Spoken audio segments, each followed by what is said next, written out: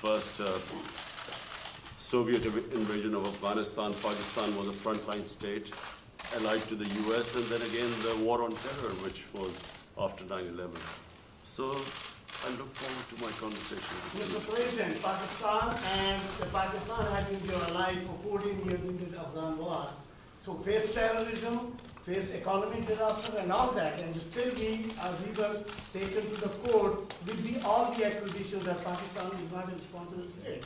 Now when India and US have developed an alliance in the region, how you plan to foresight about the past US relationship, how they can be strengthened when your preference is India, number one, and secondly, after your campaign, what kind of promises, if you are elected again, what kind of promises you are going to make? Okay, that's a big question.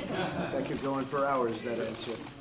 I will say that we have a very good relationship with India. I know that your relationship is strained a little bit, maybe a lot, but we will be talking about India as a very big part of our conversation today, and I think maybe if we can help intercede, do whatever we have to do, but I think it's something that can be brought back together. And we'll also be talking about Afghanistan. We've reduced our number of troops there by quite a bit. We are continuing to reduce troops in Afghanistan. We're working with Pakistan and others on getting an agreement signed, as you know. And we'll see what happens, but we will be talking about India and Afghanistan, very much so. The Washington Post is reporting today that Huawei had a relationship with North Korea to build their commercial wireless network. Have you been briefed on that? Do you have concerns? I know all about it. I know all about Huawei. I know all about 5G, and we're working on it. And we have companies that are now getting very, very strong in that department. And we're going to have 5G. We're going to have the best 5G in the world, just like we have everything else. Our Silicon Valley cannot be competed with. There's nobody that can compete with Silicon Valley for the brain power or for what we do.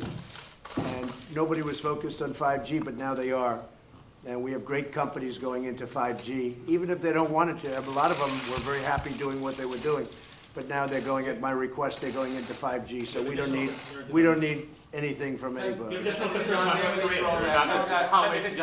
North Korea.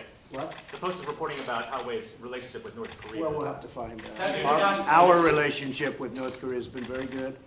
We've really established a good relationship with Kim Jong-un. I have personally. There's no rocket testing. There's no missile testing. We're getting our remains back. We got our hostages back.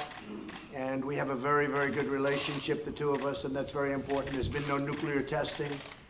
And what they're doing with 5G will be, we'll have to see. I'll find out. This is John Zabali from Airwine News TV Pakistan. Say it again. Sir, this is John Zabali from Airwine News TV Pakistan.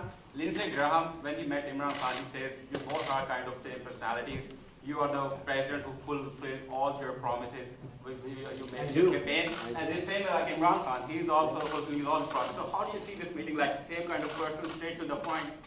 Well, I think we're going to have a great meeting today. I know that it's an important meeting. I consider this a very important meeting because I think we haven't met the potential of either country. I think the potential with Pakistan and likewise the opposite way. I think we have not even come close to meeting it. There is tremendous potential between our country and Pakistan. I think Pakistan's going to help us out to extricate ourselves. We're like policemen. We're not fighting a war. If we wanted to fight a war in Afghanistan and win it, I could win that war in a week.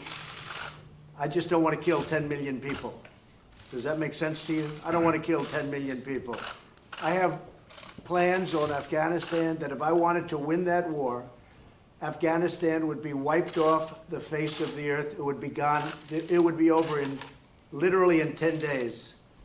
And I don't want to do that. I don't want to go that route. So we're working with Pakistan and others to extricate ourselves, nor do we want to be policemen, because basically we're policemen right now. And we're not supposed to be policemen. We've been there for 19 years in Afghanistan. It's ridiculous. And I think Pakistan helps us with that because we don't want to stay as policemen. But if we wanted to, we could win that war. I have a plan that would win that war in a very short period of time. You understand that better than anybody. We've been in there not fighting to win, just fighting to, they're building gas stations, they're rebuilding schools. The United States, we shouldn't be doing that. That's for them to do. But what we did and what our leadership got us into is ridiculous. But we will, I think we'll have some very good answers on Afghanistan very quickly. Mr. President, Chairman, says the law Yes, Mr. President, over here. Yeah, go ahead, you go ahead. Go ahead. This is Madinah from GTV Network Pakistan. Pakistani army has fought war against terror, and it has fought definitely and gave sacrifices in protecting Pakistan-Afghanistan border as well. But Pakistan's sincerity was always doubted. Coalition Support Fund was suspended by the US Defense Department. So at this time when Pakistani economy is facing great trouble, are you going to restore any package for Pakistan? So we are going to, that's right, we were paying 1.3 billion to Pakistan as aid, working up for many years. The problem was Pakistan, this is before you, Pakistan was not doing anything for us. They were really, I think, subversive. They were going against us. And this is something we'll be I ended that about a year and a half ago, the $1.3 billion. And I tell you what, to be honest, I think we have a better relationship with Pakistan right now than we did when we were paying that money. But all of that can come back depending on what we work out. We're working out things that are very important. We have I consider this very important. We're working out things that are very, very important. And I think at the end of this, at the end of a very short time, we're going to have a very great relationship with Pakistan. And we should. It's a great country. They're great people. I have many friends from Pakistan. Living in New York, I have a lot of Pakistani friends, I will tell you that. And they're great people. Smart, tough. They are tough. There's no question about that. They're like him. They're tough. Mr. President. No, I'm not going to be watching, probably, maybe I'll see a little bit of it. I'm not going to be watching Mueller because you can't take all those bites out of the apple. We had no collusion, no obstruction. We had no nothing. We had a total no collusion finding. The Democrats were devastated by it. They went crazy. They've gone off the deep end. They're not doing anything. They're not doing health care. They're not doing infrastructure. They're not lowering drug prices. I'm lowering drug prices. First time in 53 years that drug prices went down last year. 53 years. And I'm doing that without the help of Congress, which makes it much tougher to do. Because if they worked with us, I could get drug prices down in half. But the Democrats don't seem to care about drug prices. All they care about is a phony investigation where the report was written. It said no collusion. The report was written, and the Attorney General, based on the report, was easily able to find there was no obstruction. There's no nothing. They're wasting their time. And Robert Mueller, I know he's conflicted. There's a lot of conflicts that he's got, including the fact that his best friend is Comey. But he's got conflicts with me, too. He's got big conflicts with me. As you know, he wanted the job of the FBI director. He didn't get it.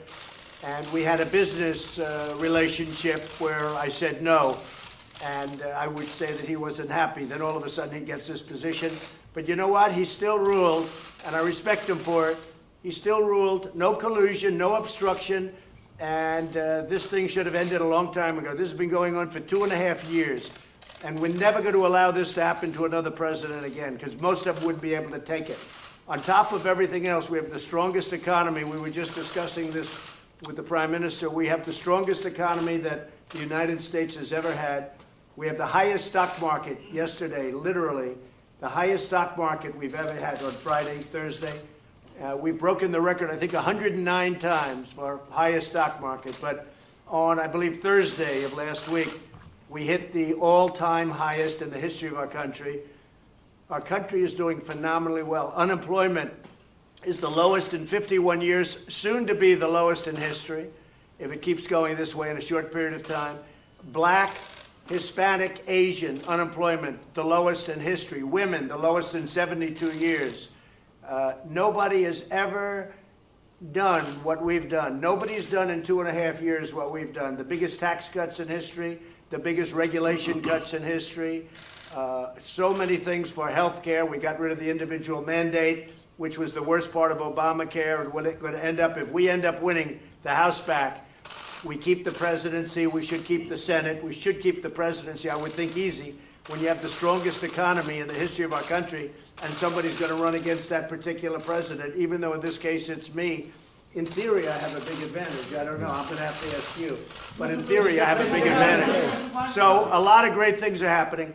But the Democrats, they don't want to talk about that. They want to stay off the economy subject.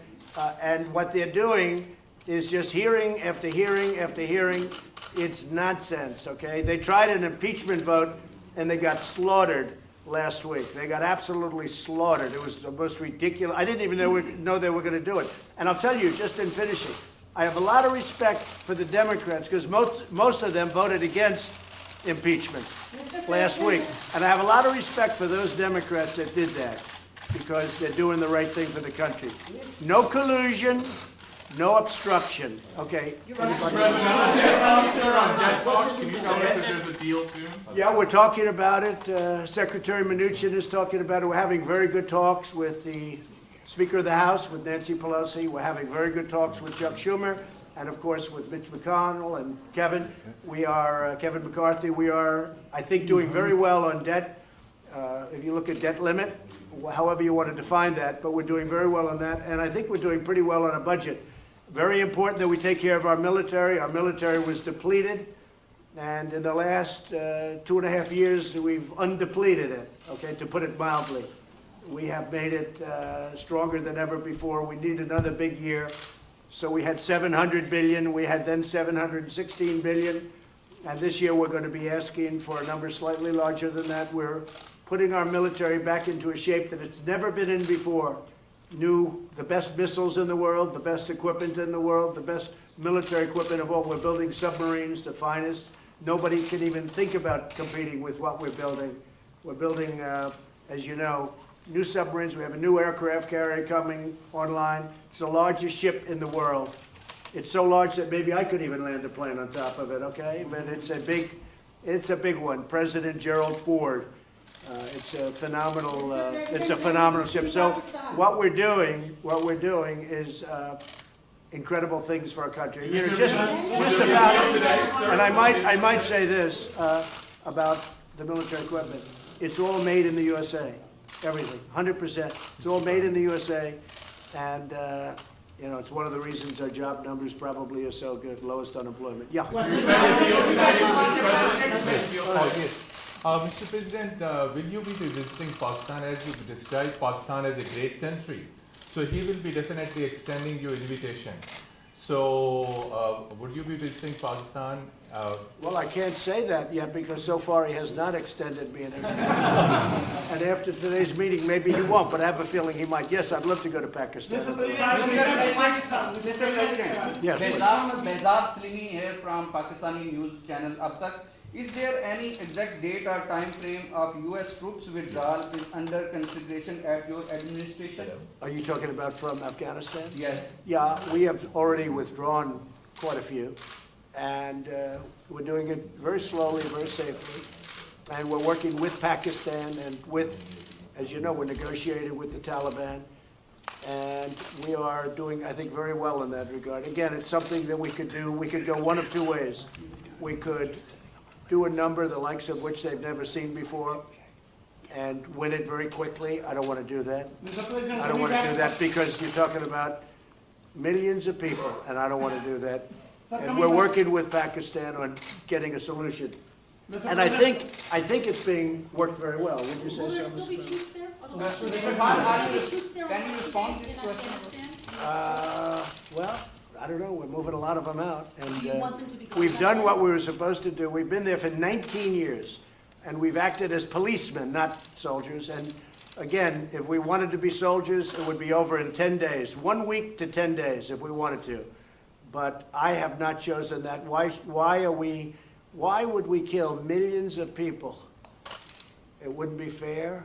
In terms of humanity, it wouldn't be fair. So we're doing very well, and I think that Pakistan is going to be a big help.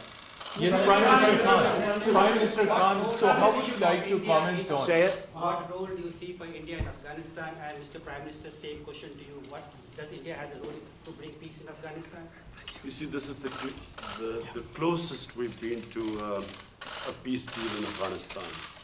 And there is no military solution in Afghanistan. There is no military solution because, as Mr. President says, if you go all out military, there will be millions and millions of people who would die. So there is only one solution. And I feel, and I think we will discuss this, it's the closest we have been to a peace deal. And we hope that in the coming days, we will be able to urge the Taliban to speak to the Afghan government and come to a settlement, a political solution. And what the Prime Minister, excuse me, what the Prime Minister just said is a very big story, and it's 100% true. We've made a lot of progress over the last couple of weeks, and Pakistan has helped us with that progress. But a lot of great things are happening. A lot of things are happening for the United States, and I think a lot of great things are going to be happening for Pakistan too, under your leadership. I really feel that. Thank you. Okay. Are we closer to negotiations or to armed conflict? I think Iran doesn't know where they are. I've been watching and reading a lot of reports, and right now they're a very mixed up country. They don't know whether they're coming or going. They have tremendous problems economically. Their country's in turmoil. They're having demonstrations all over Iran. Their inflation rate's at 75%. They have a lot of problems. So whatever it is, it is. I'm just going to sit back and wait. Let's see what happens. But I will say they are doing very poorly as a country, and we'll see what happens. We did actually, because they said no, and it's a religious country or religious leaders, but they lie a lot. We did shoot down. Unfortunately, we had to shoot down a drone. The drone came down. You know how it came down, with a new technology that's actually quite amazing. But we took down one of their drones. Instead of saying, yeah, that happened, they lie. They say it didn't happen. So we have, there's a lot of proof. It's called, take a look at it on the ocean floor. Just go down there, take your scuba gear and go down there in the ocean. One of you would do that, I know. But we took down a drone. I think very importantly, I read a report today about CIA. That's totally a false story. That's another lie. They put out propaganda. They put out lies. I don't think Pakistan would ever do a thing like that, right? Definitely not. Pakistan never lies. Definitely not. But Iran does, unfortunately. So let's see what happens with Iran. We are ready for the absolute worst, and we're ready for sense, too. So we are very geared up, and if they are really the #1 state of terror in the world. Now, I have to say they pulled back because their money is running very low. The deal that President Obama made was a disaster because it was such a short term. It didn't cover ballistic missiles, and they couldn't see the important sites. Under this, you couldn't inspect the important sites. There were many things wrong. And of course, they gave $150 billion plus $1.8 billion in green, beautiful cash. That's called many plane loads of cash. I think Pakistan would like to have some of that cash. But they gave $1.8 billion in cash, which is unthinkable. And instead of being respectful and thankful, which frankly they should have been to the United States and to President Obama for making that ridiculous deal, instead of being respectful, they put their finger up in the air, and this finger, the thumb, they put their finger up in the air and they disrespected the United States. They shouldn't have done that. That was a big mistake. One of the best things they've done is terminate that ridiculous deal. If they want to make a deal, frankly, it's getting harder for me to want to make a deal with Iran because they behave very badly. They're saying bad things, and I'll tell you, it could go either way, very easily. And I'm okay either way it goes. Mr. President, Kashmir is the flashpoint between India and Pakistan. Are you from Pakistan? Yeah, I'm from Pakistan. I want to couple of Pakistani. Yeah. I like them much better than our report. This side question, 92 News, Khurram Shadab. Question is, what do you think Pakistan could not deliver in 18 years, and you have so much hope now that you could deliver? What are those things that Pakistan? You mean what they didn't do to end the war? 18 years. Well, I don't think Pakistan, look, I don't think Pakistan respected the United States. I don't think Pakistan respected its presidents. And I think Pakistan could have done a lot. I think Pakistan can do a tremendous amount with respect to Afghanistan. They didn't do it, and I don't blame them because they were dealing with the wrong president. Who knows? But I think Pakistan could have done. They're helping us a lot now. I think they could have helped us a lot in the past, but it doesn't matter. We have a new leader. He's going to be a great leader of Pakistan. And we have a new leader here, sort of new, 2.5 years now, getting to be 3 years. Can you believe it? You're going to find time flies. But no, I think Pakistan could have done a lot, but they chose not to. That's because they did not respect U.S. leadership. Well, I'll let you know that very quickly. I'll let you know. I mean, I'm going to know soon. It's not going to be like a long-term thing. I figure things out very quickly. So the question was, that's probably the best question you've asked in a long time. First time, she's always asking Mueller. She's been asking this Mueller thing for 3 years. It's your best question. So I have to focus on that because that's such a great question. I think Pakistan is going to do a lot. I really do. I think Pakistan is going to make a big difference. I think Pakistan will save millions of lives in Afghanistan because I really believe they have a power that other nations don't have with respect to Afghanistan. And I will say, as of this moment, they're working very hard and very nicely. Reports and video of protesters in Hong Kong and these ongoing protests being beaten by gangs and potentially the Hong Kong and Chinese governments sort of looking the other way, allowing these peaceful protesters to be beaten. Have you seen any of that footage? Have you been briefed on any of that? Do you have any Well, I have. Beijing and China? You know, I know President Xi. We're working on trade deals right now. We'll see what happens. Meantime, they're paying us billions and billions of dollars of tariffs, which is fine with me. But I know that they're working. I know that's a very important situation for President Xi. And you know, you could say what you said, but you could also say that he has allowed that to go on for a long time, and you know, it's been relatively. I think it's been relatively nonviolent. Do you believe that protesters should be allowed to protest on the streets in Hong Kong as they've been? Well, they are. I mean, they are. I don't think China stopped them. China could stop them if they wanted. I think that, again, I'm not involved in it very much, but I think President Xi of China has acted responsibly, very responsibly. They've been out there protesting for a long time. I've never seen protests like it where you have that many people. It looks like 2 million people. Those are big protests. But I think that I hope that President Xi will do the right thing. But it has been going on a long time. There's no question. Anybody want to take a question? Yes, Mr. Prime Minister, over here, yes, first. Mr. Prime Minister, Mr. President made good remarks about Pakistan and said that Pakistan can help a lot to end the violence in Afghanistan. The dialogue process and reconciliation process. So what really Pakistan can do to bring peace, because you are also accompanied by your military commander, General Bajwa, and other security team. So what solution Pakistan, what strategy paper you have to push forward the peace and reconciliation process in Afghanistan and assurances to the U.S.? Yes. Well, number one, this is the longest war that the United States has ever fought. It's almost 90 years. Number two, I am one of those who always believed that there was no military solution. Because anyone who knows the history of Afghanistan, you just have to look back at the history. There was always going to be a political settlement at the end. And I have to compliment President Trump because he has now forced people to end the war, to have a settlement. And that's where I think Pakistan is playing a very important role, because Pakistan has a 1,500-mile border with Afghanistan and all the areas where the trouble is, which is the eastern side of Afghanistan. Okay. So this is a critical time.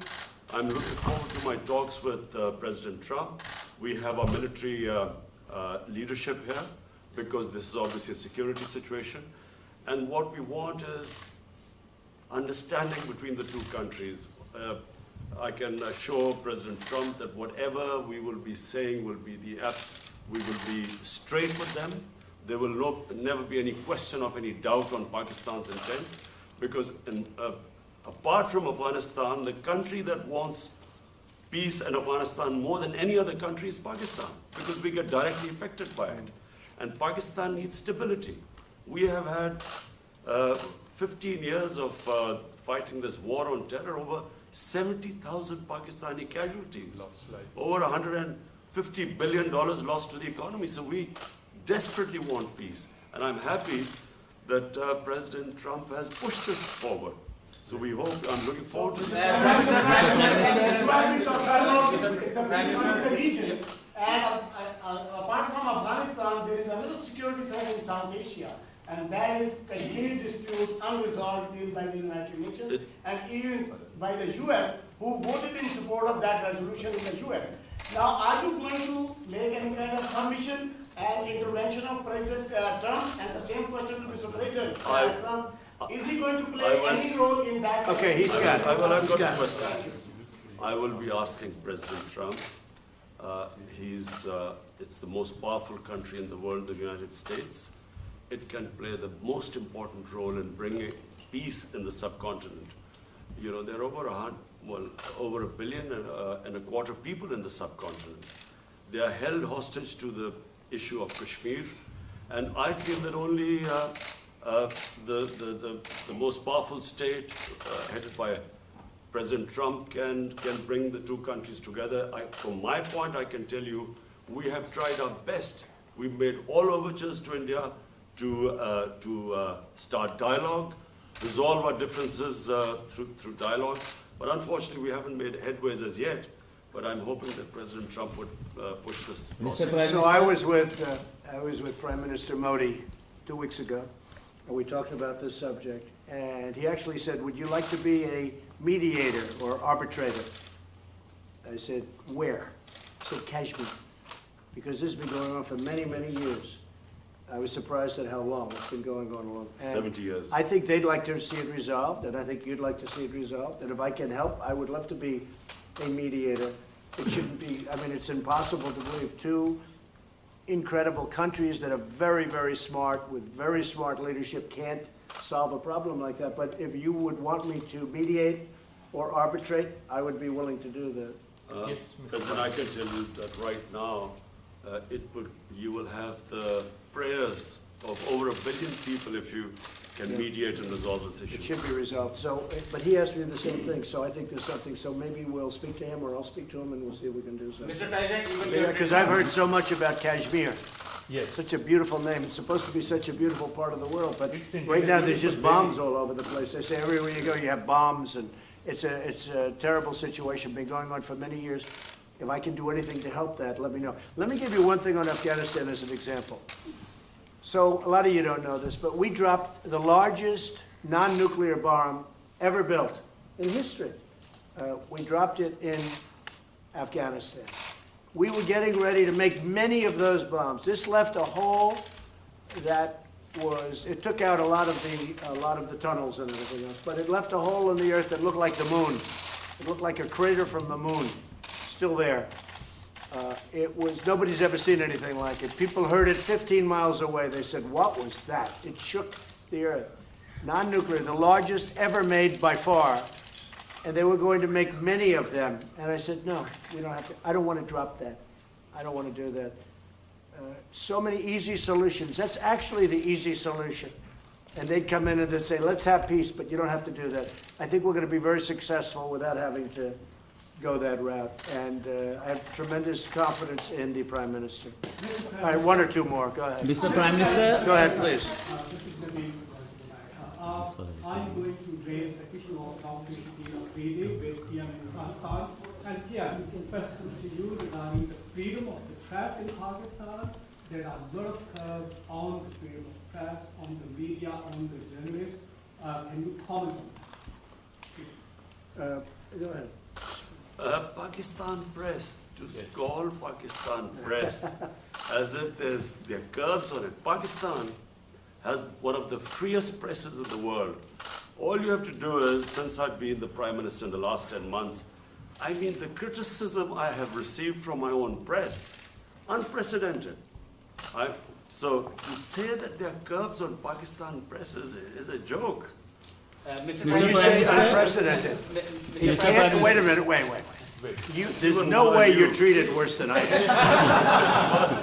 Mr. Prime Minister. You are fighting, Mr. Prime Minister. You're going to have to speak because I didn't hear your words. Yeah, the question was, are you going to raise the issue of freedom or release of Dr. Freedom of the press? No, freedom of Dr. Shakil Oh, yes. Afridi. The doctor who helped. We will do that. We will do it. We're talking about hostages. We're talking about hostages being held in various places. I've had very good luck with hostages, with North Korea, with many places. They've treated us with respect, and I appreciate it. Made a big difference. We have 2 or 3 hostages that we're talking about. That's one of the gentlemen that we have heard about. And we will be discussing that with many other subjects. Yes, we will. And President Trump, just a minute. President Trump, we will be giving you good news about the 2 hostages in advance. Thank you. Mr. Prime Minister, Are you going to raise the issue of Afia Siddiqui with the president? I'll tell it in a second. Go ahead, ask it again. On your tweets, why are you escalating your feud with the 4 congresswomen and racial tensions instead of... Well, I think they're very bad for our country. I really think they must hate our country. I think the 4 congressmen we're talking about, the congresswomen, what they've said about Israel, what they've said about our country, when they talk about disgusting people, when they talk the way they talk, when the one mentioned that brown people should speak for brown people and Muslim people should speak for Muslim people, and you hear all this, it's not what our country is all about. No, I think they're very bad for our country. I think they're very bad for the Democrat Party. I think you see that, and they're pulling the Democrats way left. Nobody knows how to handle them. I feel they're easy to handle. To me, they're easy to handle because they're just out there. They're very bad for our country, absolutely. Yes, Pakistan needs No, I don't think, no racial tension. No, there's no racial tension. Look, Mr. Prime I Minister, had my but- best numbers recently, and it's because of the economy and what I've done for the African American. When you look at the African Americans are doing better than they've ever done in our country. We're creating numbers. Look at the poverty numbers. Look at so many different, look at the unemployment numbers, the best they've ever had. No, we have fantastic relationships with the African American community. I think you'll see that. Certainly you're going to see that in 2020. I believe. Mr. Prime Minister, Mr. Prime Even Minister. your critics say that you are going to win the 2020 elections, and you are obviously very confident about that. Same thing with Imran Khan. Sir, you are also having a big war against corruption in Pakistan. So can you just give us a little comment on that? Well, I think he's going to win, and I think what's going to happen, of course, he's got a little ways to wait. But I'll go over, I'm going to campaign for you. I'm going to help him with this. Mr. Prime Minister, Mr.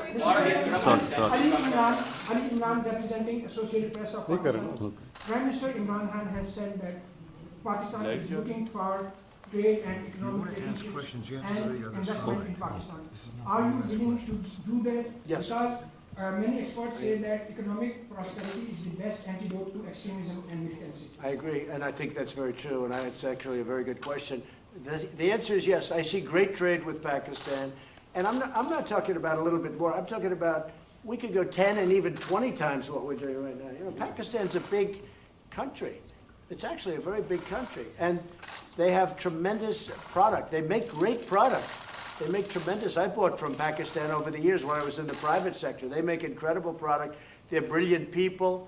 They're hardworking people. I think we're going to have a fantastic trade relationship. I don't mean we'll increase it by 20%. I mean, I think we can quadruple it. I think you could go, I mean, literally, sounds great. You could go 10 times more. You could go 20 times more. Because what we do right now is not much, and we should do a lot. So I think that's going to be, and I also do agree that that has so much to do with great peace. Having a great trading relationship has so much to do with peace and extremism in this case.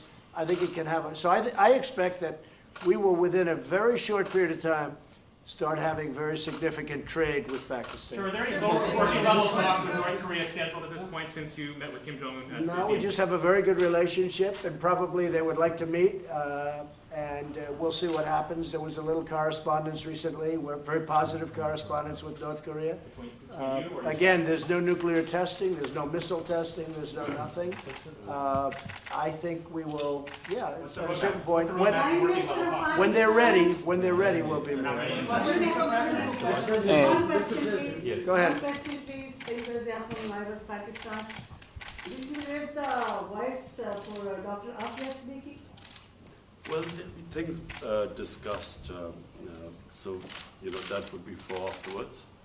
Mr. Prime Minister, We'll be discussing it. Mr. Prime Minister, what are your specific? One of the provinces of Pakistan, Balochistan, where India is sending non-state actors to destabilize, and the people from there are going to Europe and other places, and they're getting refused getting asylum in India, which is actually an indication that India is helping those non-state actors to infiltrate in Pakistan and to create that. And one of the guys Pakistan is holding, which was leading the network.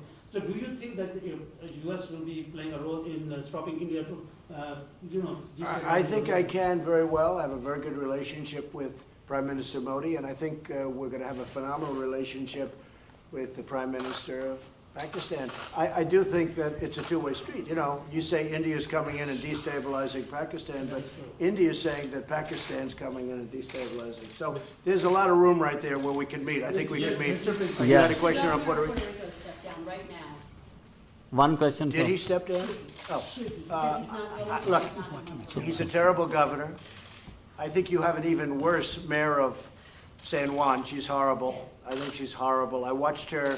My people did nothing but complain about her when we helped them with their hurricane problem.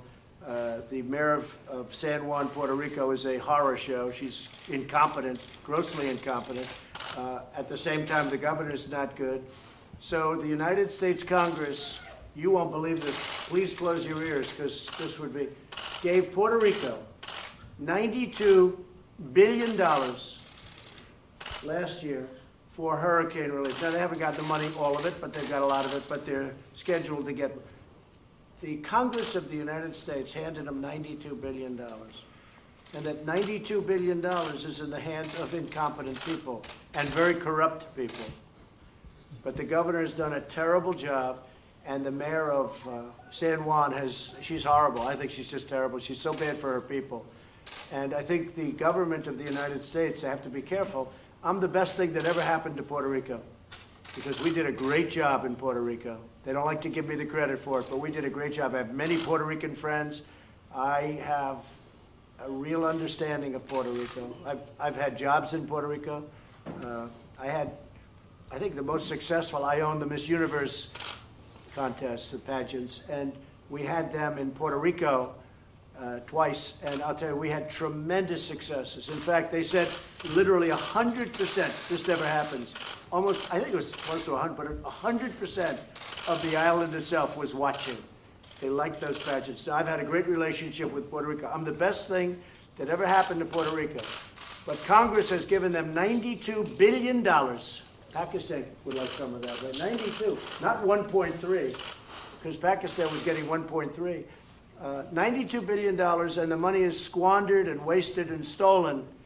And I'll tell you what, the senators are not happy about it, and Congress is not happy about it, because you really do. You have incompetent, totally, grossly incompetent leadership at the top of Puerto Rico. The people of Puerto Rico are great. And the people of Puerto Rico like me, and they should, because nobody's given them what I give them. But the leadership is corrupt and incompetent. Thank you very much, everybody. Let's go. Where did that question? No, well, that was okay, but the one before it. Press, let's go. Keep moving. Come on, guys, let's move. Thank you, Press. Right this way, guys. Press, we're finished. Go. Thank you, everybody. We're moving. Thank you, Press. Right this way, guys. Thank you. Press, let's go. We're finished. Move, let's Press, go. we're leaving now. Thank you, sir. Come on, guys, let's go. Thank you, Press. Right this way. Thank you. Come on, let's go. Keep moving. Thank you, guys.